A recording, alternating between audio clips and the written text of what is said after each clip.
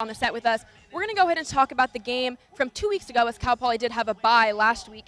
Cal Poly got out to an early 3-0 lead, but again, the defense was susceptible to that big play, letting up 2 touchdowns of 20-plus yards to give Idaho the lead. Yeah, and also the rushing game never really got going for the Mustangs. Zooey Sampson was contained to 56 yards.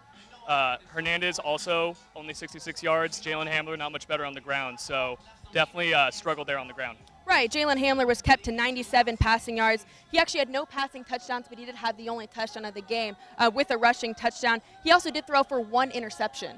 And another key thing that definitely didn't go the Mustangs' way in that game, Idaho actually led in time of possession, which is a vital aspect of Cal Poly's triple option offense. So if you can't lead in time of possession, that's definitely going to hinder everything else. Right, and something to look at is Idaho had 244 rushing yards in that game compared to Cal Poly's 145 rushing yards. And Cal Poly, like we said, is a ground-centric offense where Idaho isn't necessarily known for that. So the fact that they led just definitely proved that Cal Poly just was having a tough time in that game.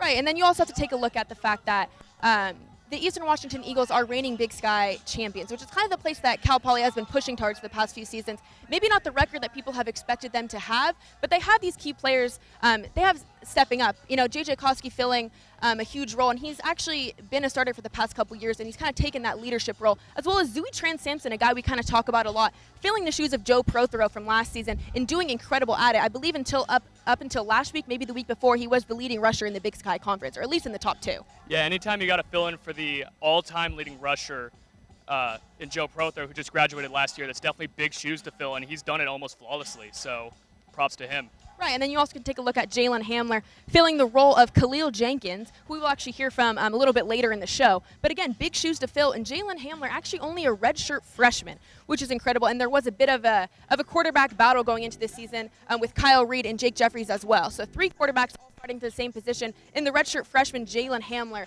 won it, which is also connecting to Khalil Jenkins, who had a bit of a quarterback battle himself. Yeah, and anytime as a freshman you come into a quarterback battle and win, that just means the coaches are at least seeing a lot of raw talent there. So definitely seeing something they like out of Hamler. So definitely look for him to have a big game. You know, obviously last couple games the offense has kind of had a little bit of a hitch, hoping to break free against Eastern Washington, who, while they do have a prolific offense, isn't necessarily known for having the strongest defense ever. Absolutely. So we're actually going to hear from head coach Tim Walsh right after the break, so don't go anywhere. We have more Mustang Game Day. As clocks set back around the country, music enthusiasts gained an extra hour to dance the night away. On November 2nd, the local creative platform Subsessions hosted 25 hours of nonstop music at its 2nd annual Nightlife Savings event.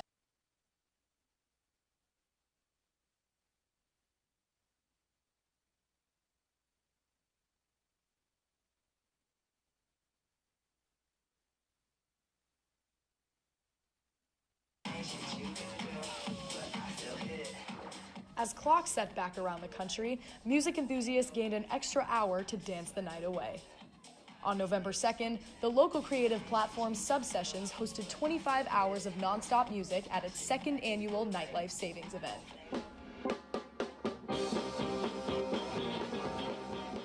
I think having Nightlife Savings on the particular day that it is during the time change, creates this underlying feeling of deja vu or maybe a little time warp.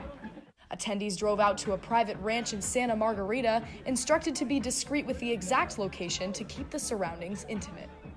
With no cell phone service, they enjoyed not only 2 stages of live music, but also yoga, art installations, and interactive merchandise with live screen printing. We're all about repurposing and thrifting, and like literally every garment we have here for sale has been thrifted or repurposed in some way. Oh, yeah.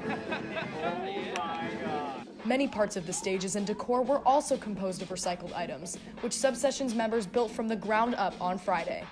If attendees couldn't last a full 25 hours on the dance floor, they headed home or camped out on site. My favorite part usually comes at the end, after everything, when I get to look through all the photos and see all the moments that happened, whether I was a part of them or not.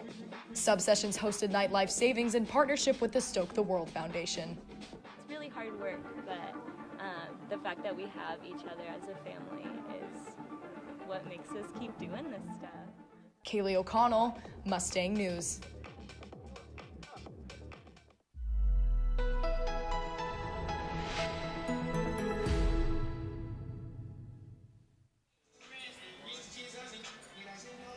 Welcome back to Mustang Game Day. So we now have head coach Tim Walsh joining us on set today to give us a little insight before tonight's matchup. Tim, thanks so much for joining us. Always great to be here. So first question, it is the last home game of the season, and it is senior night tonight. So what kind of momentum and extra emotion does that bring to tonight's game? Well, it's a little bit confusing, to be honest with you, because you have to think about they're trying to get ready to play a very physical game of football, but it's a very emotional night with your family.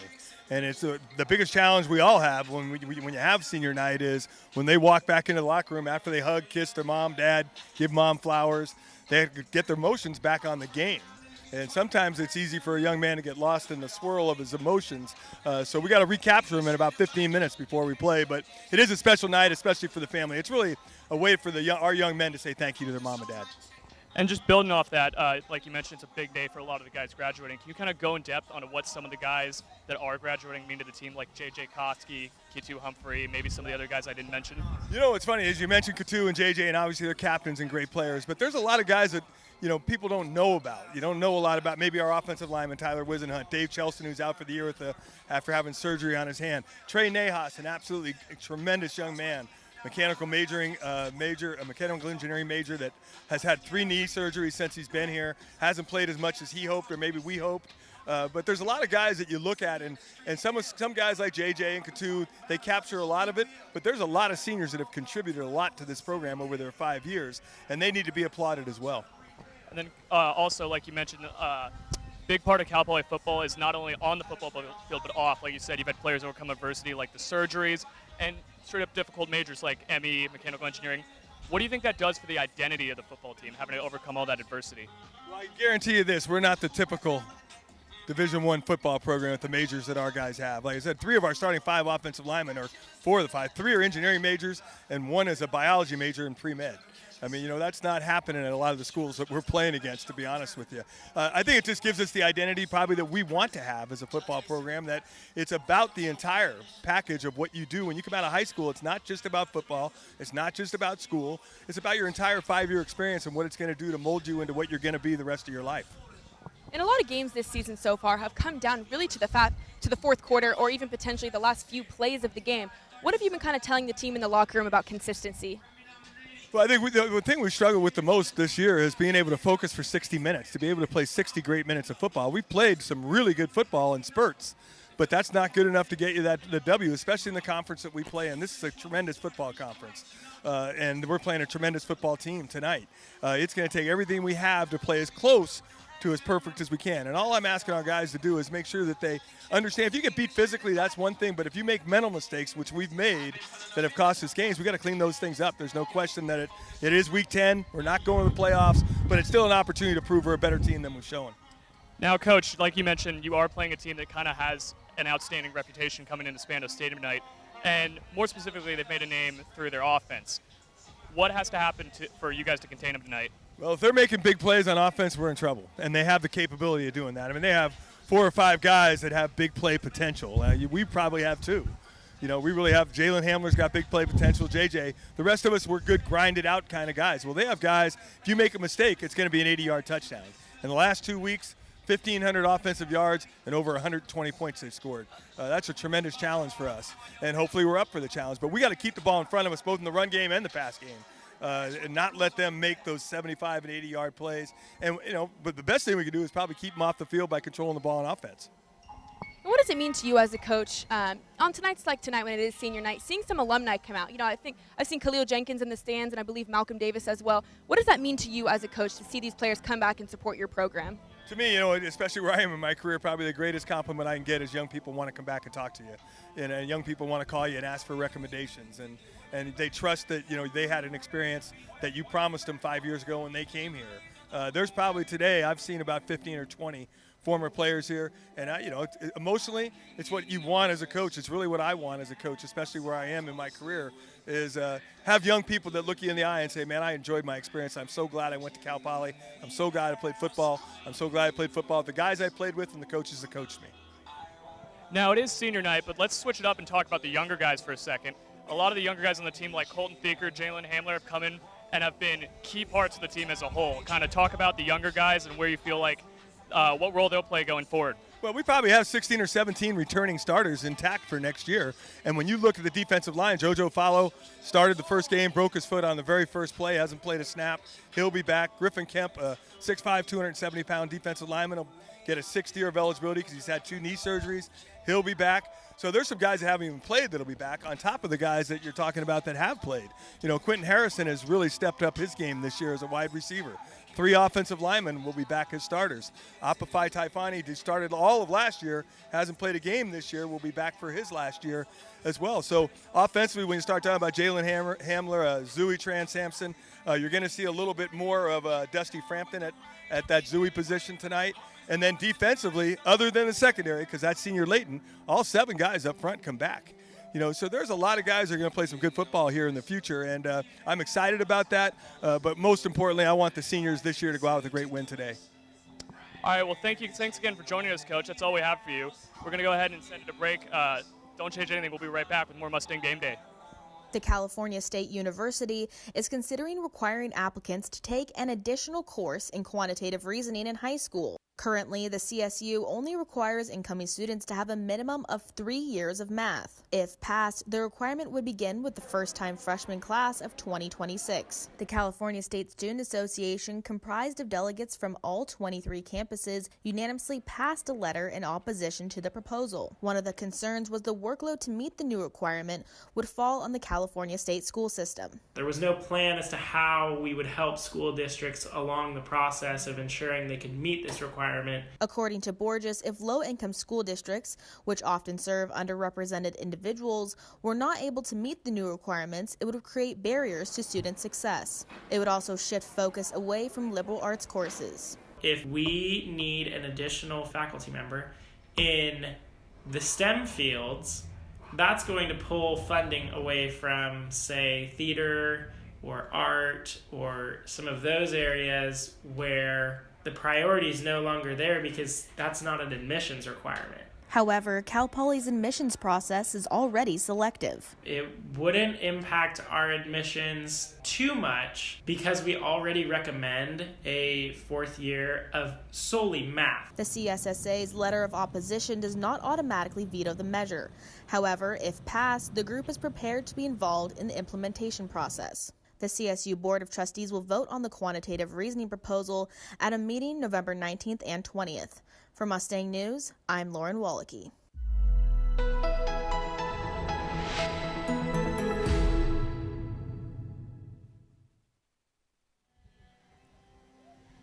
Welcome back to Mustang Game Day.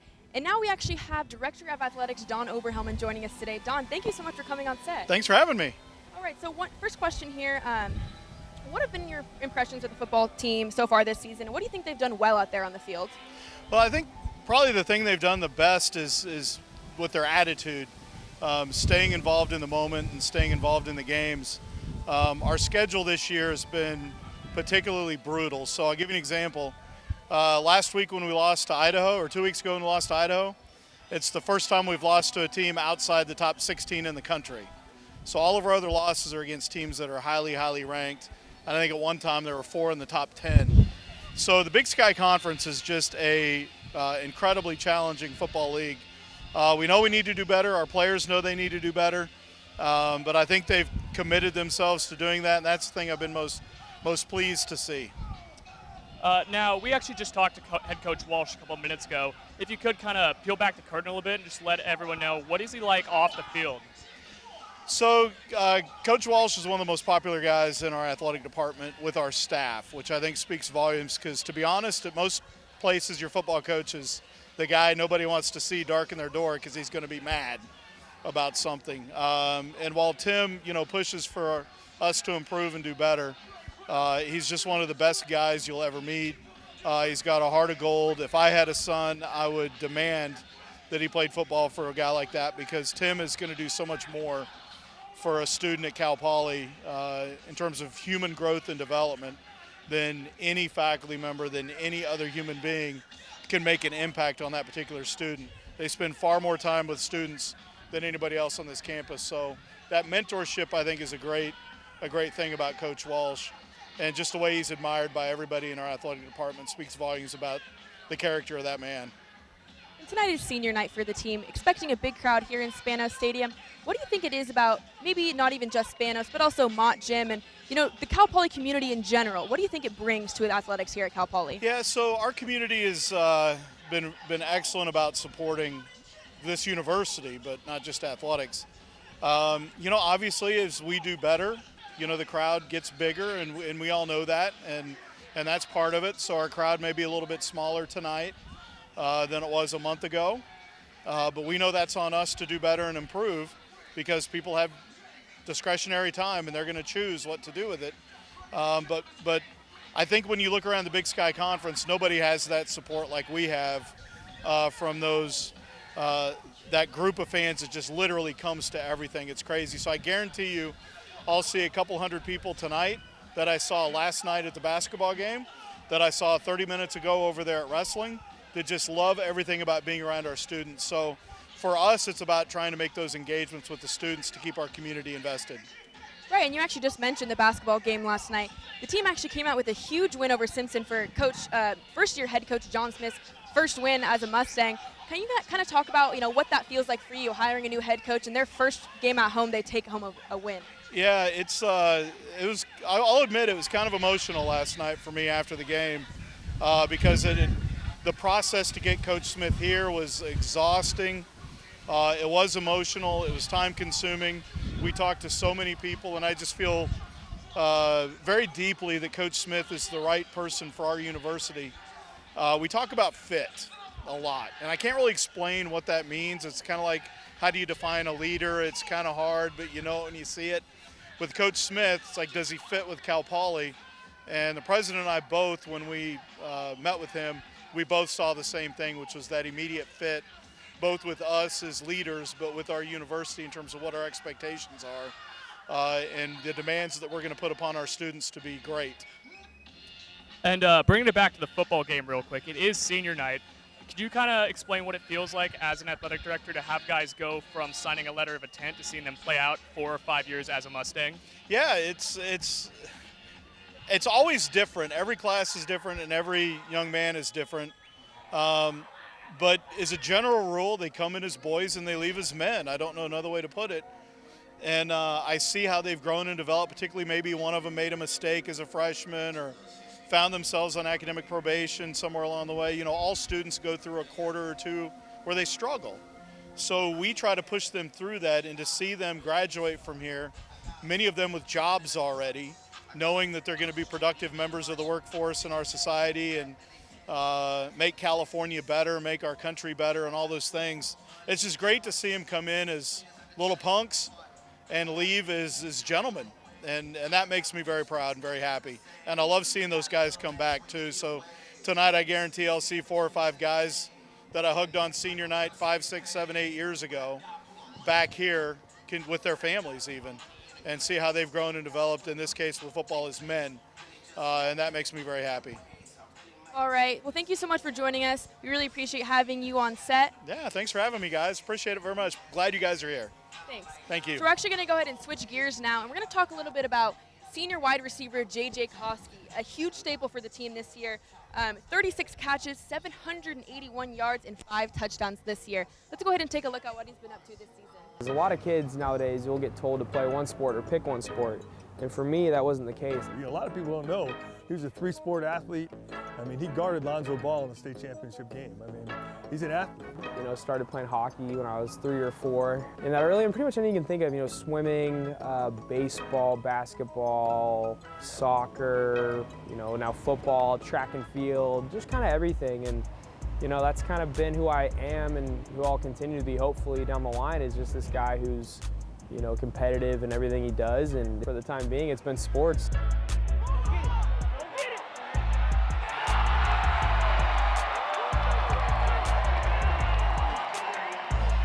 It takes time and it takes effort, it takes, you know, mental toughness. So I think that's the biggest thing for me, is I had athleticism and, you know, some of the stuff I did, but this is what I chose, and I pursued it with kind of all I got.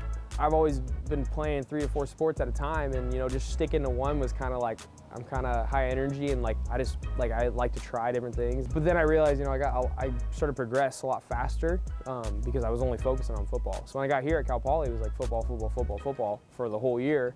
And I think that kind of like took me to the next level because I was never used to doing that growing up.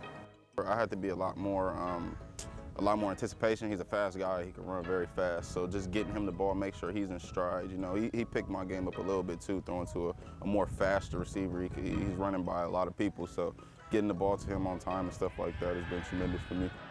You know, everyone always asks you your wide receiver in the triple option, and it's like, it kind of gets ingrained in your head, but I always felt like deep down, if I had the opportunity, that I think I could be successful. Well, he's going to play on Sundays. You're going to get to see him play on Sundays. I mean, every team's been here. Most have him graded a 3rd to 5th round draft choice. He's going to get a chance to play on Sundays, which is exciting for him and our program as well. I always felt like I had the abilities to do it. I just didn't know if I'd ever get the shot. I came here for school first and foremost, but yeah, it's kind of surreal now that it's all kind of coming around.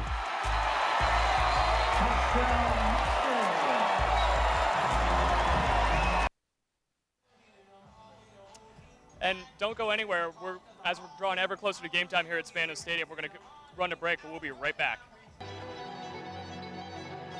SLO residents gathered under the stars to watch Climb On, a slow-motion film screening of 6 short films, all inspired by rock climbing. Climbers and non-climbers alike grabbed blankets and folding chairs to join a discussion about getting outside, climbing culture, and climate change. In one night, you're going to see 6 different films, which is a fun way to do it because you come across 6 different opinions, 6 different creative visions, 6 different stories. Tickets range from $20 to $25, with also local food and drink vendors available like Whalebird Kombucha. All funds raised from the event will support the Pad, the first bouldering gym in Puerto Rico, which some climbers say has been a symbol of community resilience since Hurricane Maria. Climb On drew not only interested viewers, but some of the film's subjects themselves. Bryant Huffman, a climbing guide who starred in the film Climbing Out of Disaster, came all the way from Puerto Rico for a quick Q&A session about the hurricane's destruction. It's going amazingly well. I still can't believe we made it happen. It's a total grassroots project. Slow Motion Film is a new collaboration that its 3 founders say values environmental activism, adventure, and community. This was Slow Motion Film's 3rd film screening in the Central Coast. It's just a way to really have a conversation and, you know, see something creative, have a conversation, and walk away feeling empowered. For Mustang News, I'm Kaylee O'Connell.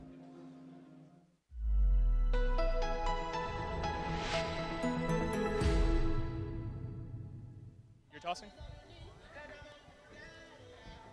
And now a guy that we haven't really talked about much so far this season is senior Katu Humphrey. He's actually a safety, and we got the chance to talk to him a little bit earlier in the week. We'll hear more about his story a little later in the show, but let's go ahead and take a look at what he has to say about tonight's matchup. I just would like the story to be told as the guy who did his best to do it right. So I came in and I worked my ass off every year. I'm sorry, I don't know if I can say that. I worked my tail off every year. And just tried to lead by example. I tried to cover all my tracks. I tried to show that people from where I'm from should get more opportunities like this, because given that opportunity, they can excel or do their best to excel.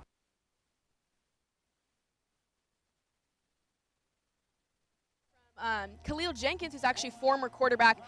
Katu Humphrey has quite the interesting story, and as I said, we'll hear more about it later on in the show, but he actually is a senior. He's actually a 4-year starter, which is he said it's actually the biggest accomplishment in his life, he says, is being a captain and a 4-year starter for the Mustangs. Comes from a rough area in Los Angeles and really prides himself in where he's been able to be. Yeah, and also a little bit of a difficulty he had to overcome as his time as a Mustang. He moved from free safety to boundary safety, and even though those positions do play a lot similar, it's essentially like learning a whole new aspect of the game, and he picked it up like he was a born natural. Right, and he actually has 40 tackles on the season so far. And the more incredible stat is he actually has 21 tackles in the last 2 games for the Mustangs. So the offense takes a little bit to kick in for the Mustangs, but the defense, it's been pretty solid, especially in Katu Humphrey. And I asked some of the players to describe what it's like what he is like as a leader and what it's like playing under Katu. And they all said while he may not be the most verbal leader, the most verbal captain, he leads by example. And Katu also seconded that. And he said, I might not talk the most on the field, but it's what I do off the field that counts and what I do when I'm playing that counts. So when you tell someone to do something, it's being able to do it yourself that really counts. And just from a player standpoint, having a lockdown DB in the backfield definitely helps the pass rush, which I know has been an aspect they've been trying to preach at practice. Helps the players on the line feel like they can breakneck and just run at the quarterback when they know they got someone in the backfield who will just shut down any deep passing attempts that come his way. Right, and especially in a team like this in Eastern Washington, they might not have the strongest defense. I believe they're the 4th from last in the Big Sky Conference for passing defense. So a chance for our receivers, to kind of step up in tonight's game, but also a chance for Katu to kind of show what he has and what kind of skill he can take with the Eastern Washington offense. Yeah, look for that tonight. Right now, we actually have Khalil Jenkins, former Mustang quarterback, down with our field reporter, Austin Linthicum. Austin, what do you have for us?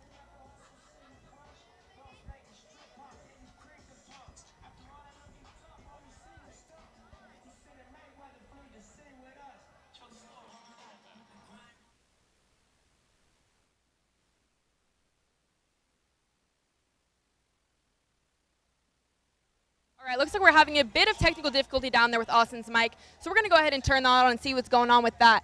But right now, while we're waiting for Austin and Khalil to get set, right before we start talking to Khalil about quarterback Jalen Hamler, he has been absolutely incredible this season, and he himself has been competing for a quarterback battle all season. And he got hurt in, I believe, the 2nd or 3rd game of the season and continued to play, but then actually maturely took himself out of the game, which is something that Tim Walsh still talks about, is how Hamler was able to remove himself from the game and said, Coach, as much as I want to play, it's best for the team if Jake Jeffrey or Kyle Reed steps in. And he has been playing injured almost the whole season now. He's not at 100%. Yeah, and building off that, one of the most important aspects for the quarterback outside of on-field play is just leadership, and he's definitely shown that at an incredibly young age for a football team that obviously has a lot of senior leadership.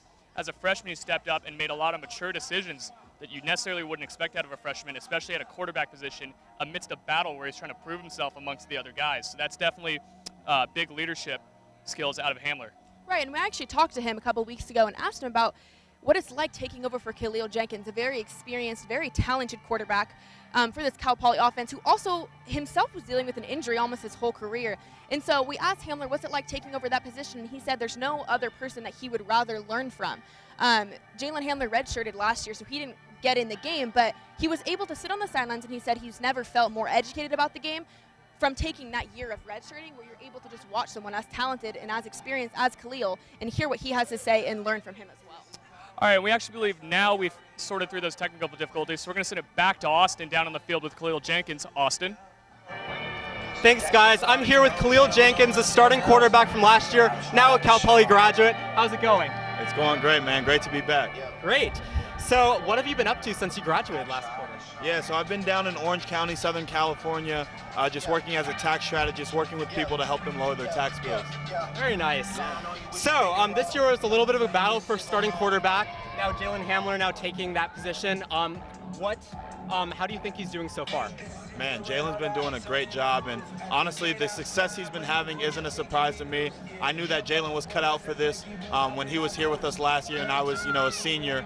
And I'm just excited to see his growth moving forward and what he's going to be able to do. I expect him to break every record that's been set as a quarterback here at Cal Poly. Got it. So as a seasoned quarterback like yourself, do you have any tips for him moving forward for this game? Tonight, I would say just continue to be yourself.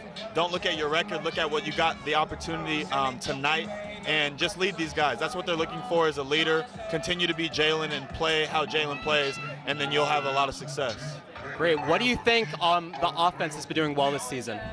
I think the offense has been really good at making sure that, running their offense through their best players, which is obviously J.J. Koski, Jalen Hamler, Zooey Tran-Sampson, and then when Leppy has been healthy, they've been doing a really good job of making sure that they leverage those players to get positive yardage and make some explosive plays. So I'm excited to see what they do tonight.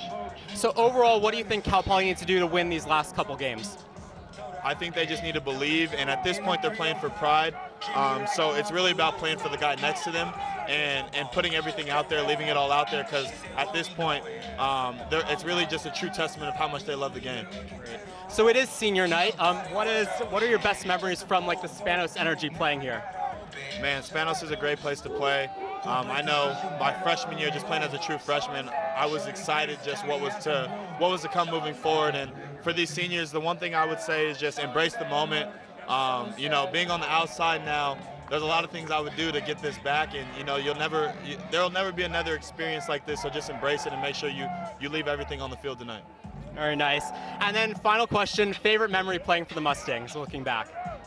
So a lot of alumni have been asked this question that have played with me, and obviously one of the biggest moments of our careers was when we were in Montana in 2015 and Alex Vega hit that game-winning field goal. So that's a big one.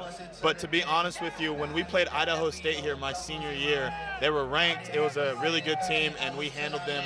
And we finished that year last year as the team that we thought we were. That was really exciting for me. So those last couple games of my senior year, those memories, those experiences, and those wins obviously were really nice to have, and I'll never forget that time. Great. Well, Khalil Jenkins, thanks for being with us. Back up to you guys. We're going to go ahead and go to break, but shortly after, we're going to talk about Cal Poly's star wide receiver, J.J. Koski. It's going to be good. Be sure to don't go anywhere. The Kin Coffee Shop is an establishment unlike the rest of our local coffee shops, from its dark aesthetics to its brewing methods. Owner Julian Contreras has brought his vision to fruition with the help of family, friends, and other local coffee shops. Having our friends help us build things out in the cafe, me and my two brothers painted the shop. We all put everything we had together to make this happen for the community. The Kin offers customers with a variety of teas, matchas, mochas, and of course, coffee. If I want to do coffee, I want to do it right, and I want to make sure that it's consistent every single time, while allowing myself to be completely inconsistent in our menu and trying a different variation of drinks as well. The business aesthetics incorporated a dark atmosphere with the purpose of an intimate experience. Also, lower counters provide visitors and customers with a view to baristas' brewing processes. We want full visual with how we're making your drinks, so you can ask questions or we can explain to you along the process of what it is that we're doing for you. I think in that sense, it kind of gives the customer a little bit more understanding as to what it takes to make the drinks that we make. The visual techniques are of old brewing methods, which consist of siphon coffee, also known as vacuum pot, which results in a clean and aromatic cup of coffee. Another eye-catching method is known as Kyoto, an overnight cold brew process, which uses pure ice water funneled through grounded coffee beans at a drip rate of 1 drop per second. The amount of care that went into sourcing and making the products that we have, people are so happy and they're so like stoked to get good coffee, and it's also a lot of fun. I'm Felix Castillo with Mustang News.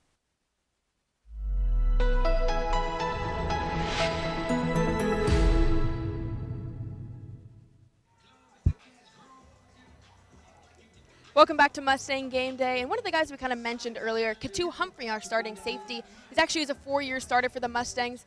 We're going to kind of take a look about what he's kind of said so far this season. Yeah, and he's definitely playing up to his lineage. He went to Long Beach Poly High School, which has a long history of producing star football players, the likes of Deshaun Jackson, Super Bowl champion Willie McGinnis, Juju Smith-Schuster, and Titan star Jarrell Casey. So he's definitely made a name for himself amongst those players. Right, so let's go ahead and take a look at Katu's success so far this season. When things aren't going right, he's saying that everything's okay, keep it going, we're fine, and just keep grinding. That's what he always says. When we have a guy that's just committed to the game like he is, you know he'll turn out to be a great player because of his commitment to the game. So that caught our eye, and it's been exactly what he's done for the last 5 years. He's talked about how important the game has been to him, and he also knows where some of his buddies are and what some of the people that he was around as a young man. They haven't had the opportunity to do what he's had to do, and football probably gave him that opportunity. I have a cousin that I was with every day who I just got called randomly by one of my friends to go do a football workout in Long Beach, and so I drove over there to do it, and in that time period that I'm working out, he makes a decision that lands him in prison for the rest of his life. I like to think of those situations as like like, wow, had I not been doing that, I probably would have been doing what I do on every other day, which is right there with him. And maybe I would have been able to talk some of those guys out of those situations, but there's no telling. So I like to think football saved my life in that aspect. He is also a guy that I think looks in the mirror and judges himself and knows who he wants to be, and he's trying to be that person. And that person's going to be a good, successful person as he goes into the world. He can tell what play's coming and what play is eliminated. And he knows what spot he needs to be in a good percent of the time. So it's pretty awesome to watch that. Talk about football being the closest simulation to real life as far as sports go, and I believe that you mess up on the field, you get beat all the time, and I'm never down up on myself in those situations, and I think it's because of life. I've learned those lessons early in life, that nothing is the end, even when it might seem it, so I just feel like, you know, it's a marathon. His intensity for the game, how he handles himself in school. He does very well in school on top of everything. So when you look at being out here at 5:30, 6 o'clock in the morning, the entire fall, and then you look at their day of weightlifting, football classroom, and then school, and he does well in school, you got the whole package. You got a guy that's committed to being the best he can be, regardless if it's football, school, or as a human being. I always talk to my friends and say I'm living my second life. My first life, it was more of a struggle. It was less happiness every day and more of how am I going to get out of this. And now that I'm here, it's more like, okay, I feel good about what the future holds, and now it's just about, you know, trying to make that the best picture possible. I think I would be anything close to what I am now without my dad. And then there's obviously people on the way that give you opportunities that other people from my area don't get. So again, it's not credited to me. I have to stick with it, but there's a lot of people that come throughout this journey that have done some great things for me. I'm from South Central LA, and I'm here. Well, we just got done talking about one of the star team captains on the Cal Poly football team. Now we're going to go ahead and toss it on over to one of the other star senior captains, JJ Koski, star wide receiver, who's actually been invited to the NFLPA Collegiate Bowl for seniors. Right, let's take a look what Austin Linthicum has for us down there in the field. Austin? In 8th grade, he had to decide if he wanted to play freshman football. The soccer team would only want to play soccer. So he said, well, we'll try football this 8th grade and see what you think. He loved it. Here we are at Cal Poly. All right. So do you remember why he chose Cal Poly? Well, as his mom, I was always like, let football work for you. And Cal Poly was kind of above his academic level, and it got him in here. And so that was all about it. Did you have any reaction when he was like, all right, I'm going to Cal Poly? You really wanted him to go to Cal Poly. All right.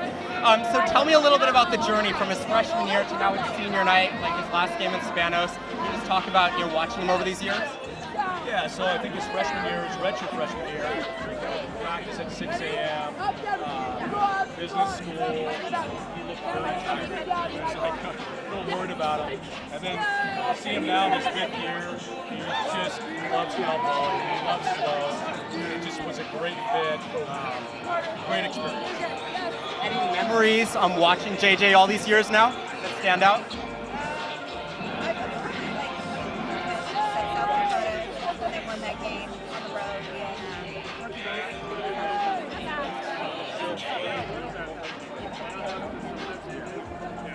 Special moment. Say again? First couple catches, with participant. So JJ is potentially continuing his career past Cal Poly. He was just accepted to the 2020 NFLPA College Bowl. Any thoughts on that? What are you looking forward to with that? Oh yeah, I think it's for mom and dad. It's great. We get a couple more months to watch him play football. Yeah, it was a little unexpected, but we're just. I think he's definitely going to pursue it, and he's just going to go for it and compete at the next level and see where it takes him. Great, and then something you want football fans, Cal Poly football fans, to know about JJ that maybe they don't know as his parents. The thing about JJ, I think you'd never know if he caught 2 touchdowns or if he dropped 2 touchdowns in the end zone. He's just very even killed. Yeah, just no highs, no lows, just kind of a flatliner. So now, final question. Around the team, he's kind of known as a leader. So what qualities, what personality traits do you think make him such a good leader of this team? I would say that the biggest thing is he just leads by example. He's not a vocal guy. He's not a loud guy. He just works hard and puts his head down. And yeah. Great.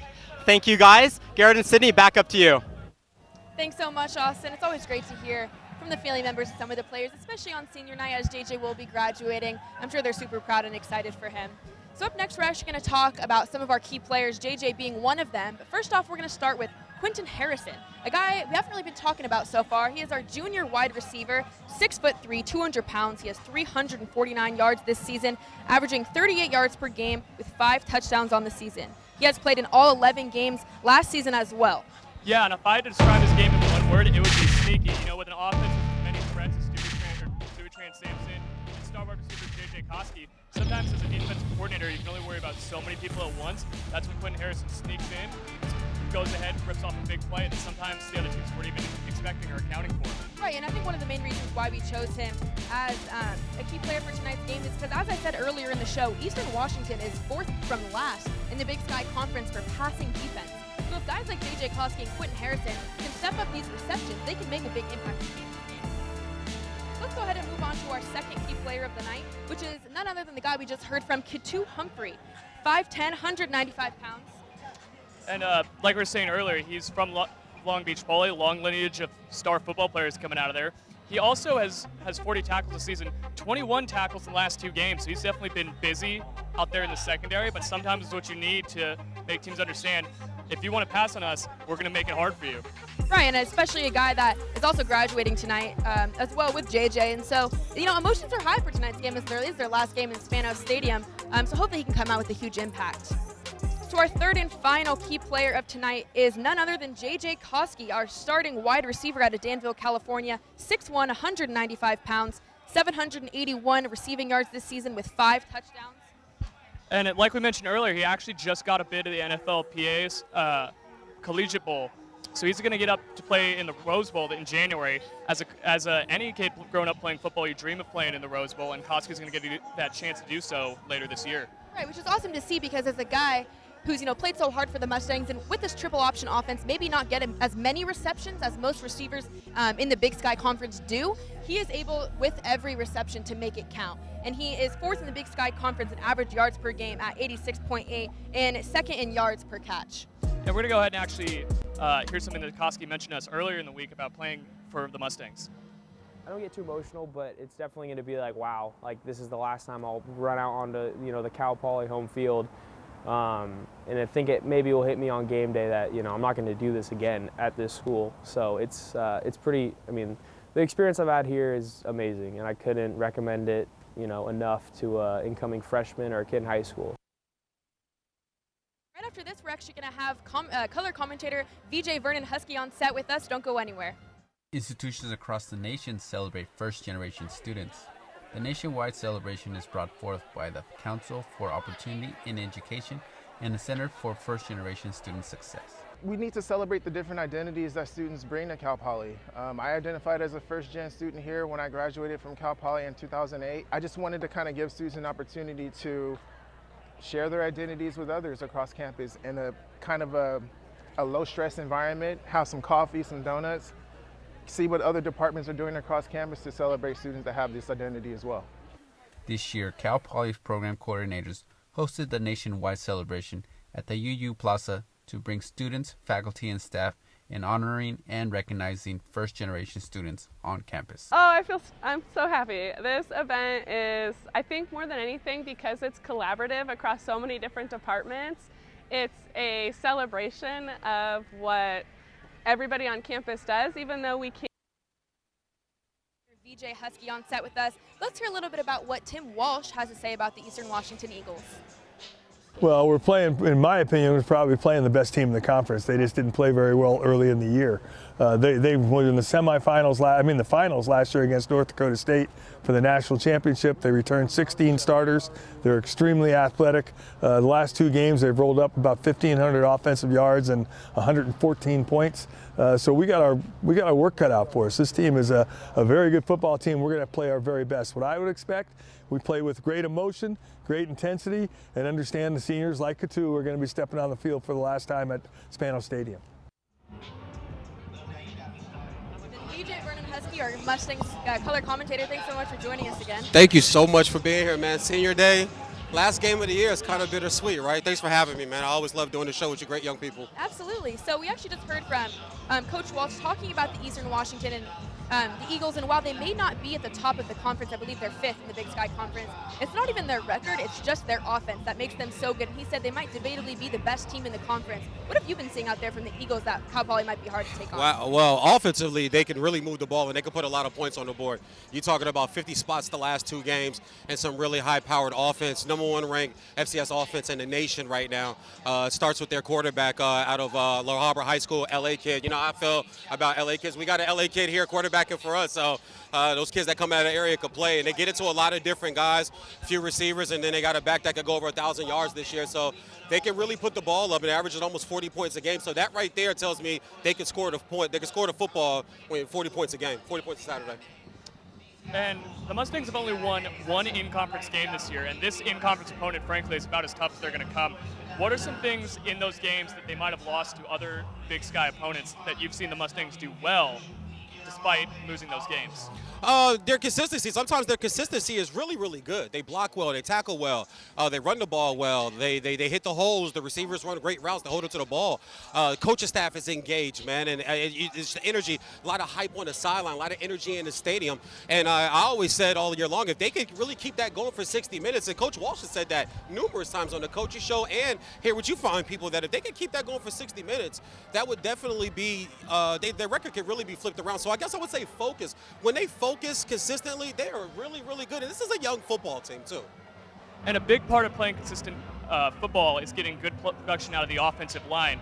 And frankly, that's a position that you might not get talked about a lot. What's some play you've seen out of the offensive line this year, specifically in the run game? The offensive line that's the first time I've been asked that question all year long, and I've looked at the offensive line. Once again, I think that some of the guys up there are a little young. They lost a lot of pieces from last year's team. You talk about an all-time rusher and Joe Prothro. You talk about the senior quarterback of Khalil Jenkins. And you have to replace that with a redshirt freshman and Jalen Hamler, and then a redshirt sophomore and Trey Sampson.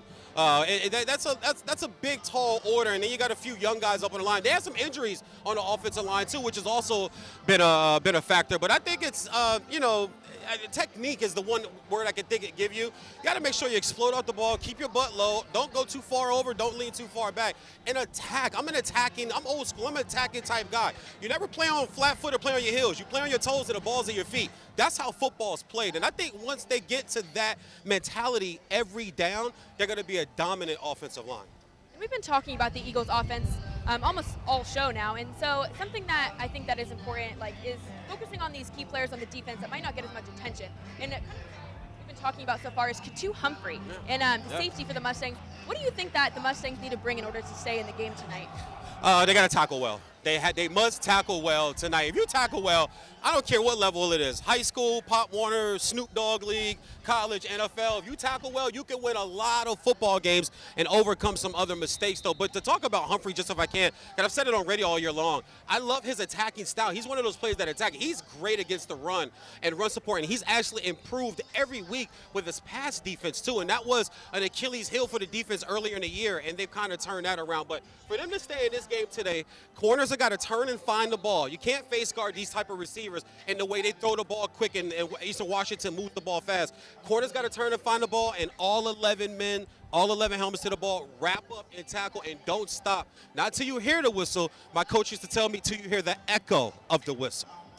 So we had Coach Walsh on earlier, and he was talking about how difficult it is for this football team, not just the normal struggles that come with playing football, but being Cal Poly students, the academic curriculum, and all the hardship that comes with that. As someone who watches every game, if you were to describe this year's Cal Poly team briefly to someone who would just maybe try to gather something from their record, if you were to describe them briefly, how would you do that? Yeah, that's a great question, and thank you for asking that, because I thought about this just last night. What was going to be my 3 keys to the game today? How was I going to attack my broadcast commentary for the game? And I thought about the whole year, and honestly, this was just a building year. I could throw so many things out that have happened this year, but they've been in games, Montana State, South Dakota. They put up a 52 spot on San Diego. They were in that Weber State game. We were up there in Ogden, Utah, man. They were in that game. It's 14-14. That's a tied game in the second quarter against a team that looks like it's going to win the division this year, right? So they've been there. You think about the Davis game, down 34-0, and a fight all the way back and make it 34-28 into the turnover, into the fumble recover pick 6. happen. So it's a young football team, and I think that's what all the fans, the alumni, the fan base, the players, the coaches, that everybody should take that, I think, from this year. This was a building year. As I mentioned, you lost a senior quarterback and a senior all-time leading rusher last year. That's hard to replace. It really is. And when you're replacing it with a freshman and a sophomore, then, you know, this is just a learning and a building year, man. But I honestly do believe this team is going to be really, really good in the future. And the future's bright for the Cal Poly Mustangs football program. All right, well, thank you so much for joining us, VJ. We always appreciate having you on set. Cindy, you know I love coming to talk to you, girl. Just stop playing with me. Thanks for having me. And it's bittersweet, man. I've had a great time this year. Thank you to all you guys. You guys do a fabulous job. Thanks for having me. Yeah, we really appreciate you as well. So don't go anywhere. After the break, we're going to have our 3 keys to success for the Mustangs. We always help Sarah put the materials back where we got them from, and the last one was the sled was waiting 100 yards away from where it was supposed to be. So I just started pushing it a little bit, and then they started encouraging me to go the whole 100 yards, so I did.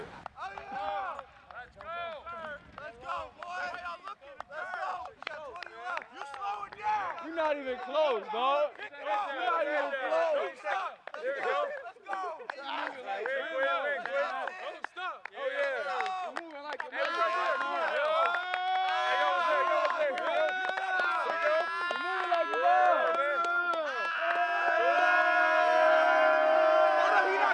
He's not done. You gotta push it through. Hey! Michael, we don't cut corners right here. He's not gonna be able to walk tomorrow. I'm still hurting from that. I made a mistake. I should not have tried that, but hey, if they can do it, I want them to see that the leader can do it too. Not gonna be able to walk tomorrow.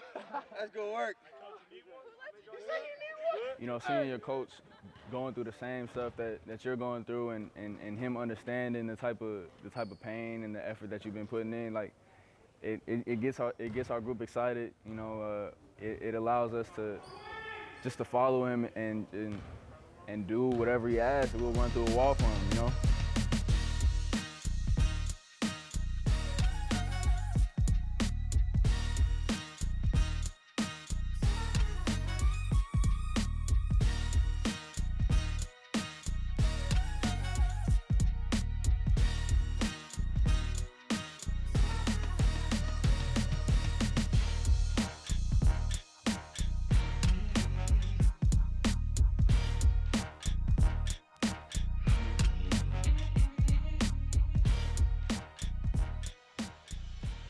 So to speak on that last break you just saw right there really quickly, it actually is a new documentary that Mustang News is creating on the basketball team as they go through their journey from last place in the Big West Conference to hopefully better than that under a first-year head coach.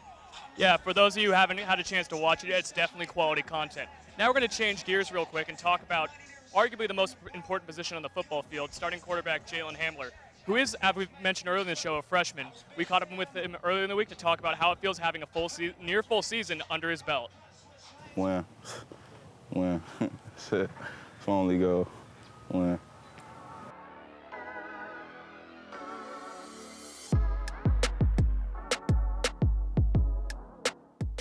Ceiling is so high that it's going to be hard for him to ever stop growing as a quarterback.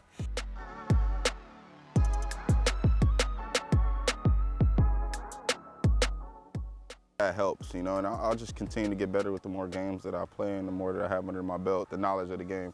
So that's just been tremendous for me as far as just getting to play and just really understanding it.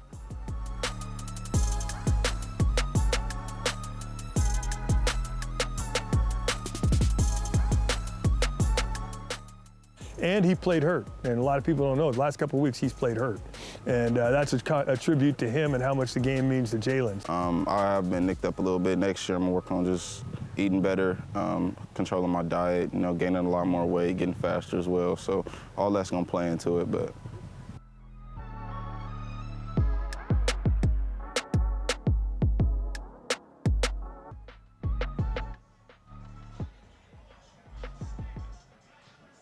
All right, and as we usually do have about 3 keys to success for the Mustangs, tonight we came up with one simple key for the Mustangs to come out victorious, and that is play with emotion.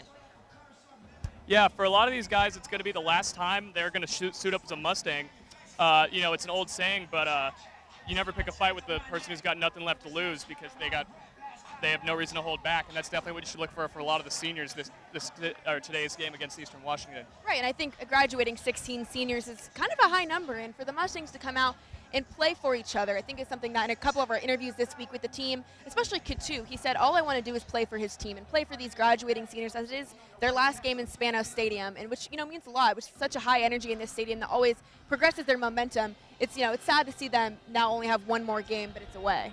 Yeah, and a lot of the younger guys all week have been hearing that they want to play big for the seniors tonight. Look for Jalen Hamler to try to feed J.J. Koski in what might be his last game as a Mustang. Right, yeah, although it is senior night, that's a good point. Don't forget to keep an eye out for the younger guys as well. So let's go ahead and talk about the standings really quickly. As we kind of mentioned earlier in the show, Cal Poly currently tied for last at 1-5 in the Big Sky Conference, but Eastern Washington, they're not at the top. They're not in the 1 or 2 spot. They actually remain in 5th place in the Big Sky Conference. Yeah, and that just goes to show you how competitive the Big Sky has been this year. Eastern Washington, for the last couple of years, has essentially, from preseason, been penciled in first place and stayed there. Like we said, they've actually had tough times on the road this year, and as it so happens, they're on the road right now, so maybe look for Big Sky upset that maybe no one's seeing coming. Right, and as Coach Walsh said earlier in the show, and as we talked to him earlier this week, he said that although they might be in 5th place in the conference, he thinks they're debatably the best team in the conference. And the record doesn't mean everything, and I think that goes for the Mustangs as well. As they may sit at the bottom, they have been, as VJ was just saying, they have been in almost every game. It has been a very close game. It come down to the 4th quarter, and it just comes down to the Mustangs' consistency. So while the record might not be where they need it to be, the Eastern Washington Eagles, their record is where they want it to be as well. So I think it could be a close matchup as long as they play with emotion. Yeah, and another thing to look at the Eastern Washington record, one of their losses was to University of Washington, who was in the conversation for a national title. So that's a game that almost you had to figure from the start they were kind of outmatched. But Cal Poly has a game similar to that, too. They had that game against Oregon State. So those are 2 games that both teams would like to move on from and write off. But this is an in-conference game. Crazy things can happen, and that might just be what happens tonight. Absolutely. You never know with senior night. Well, that is all we have for you guys for Mustang Game Day. It is our last football show of the season. Thanks so much for joining us. I'm Sydney Finkel. And I'm Garrett Brown. Tune in in a couple weeks when we pick up at basketball season. Thanks for watching.